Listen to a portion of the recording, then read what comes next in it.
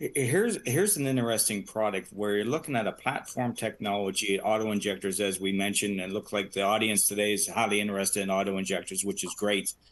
But then let's add another dynamic to it now. Let's talk about the connectivity, which is more or less the broader term nowadays, digital health, where you have a Bluetooth technology or some sort of connected aspect to the auto injector. Now, and a lot of companies right now, they're looking at it from an industry perspective of how do you apply a digital solution to help the patients. Now, there's different ways of doing this and different reasons you do it.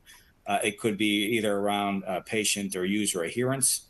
It could be looking at the time of the actual drug being delivered. We can be looking at different aspects. It could be data depending on how the product's designed to around the actual metabolism of the drug product using a digital application where you're capturing that through various mechanisms where the data is actually going to be uploaded to a cloud type environment where the data from the cloud environment goes back to the physician or the actual healthcare practitioner to review actually on an iPhone or a cetera to review the data from the actual product itself that was prescribed. So this product here, as we move into the more of the complicated type delivery systems, the digital piece is a newer phenomenon per se that's applied to products. Now, the development of something like this, as we spoke earlier, is very complex. A lot of partnerships going to be involved, where you're going to need to partner, with a company that has that digital experience because you got the software development piece that you have to sort of intertwine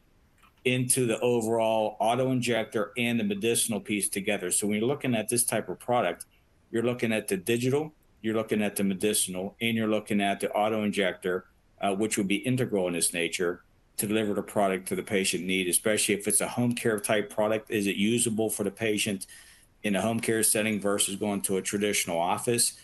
Is it only patient driven, or is it also from a user aspect, looking at it from the actual caretaker and a caregiver?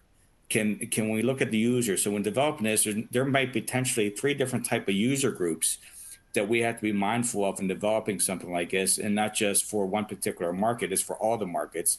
And when we look at all the markets, the question we have to ask ourselves, is it really usable in those markets per country, from a business side, from a user side? Is it even marketable in those countries? As Fran mentioned earlier about the marketability, that's something that we really have to understand the landscape up front, especially when you're developing something with a digital solution attached to it.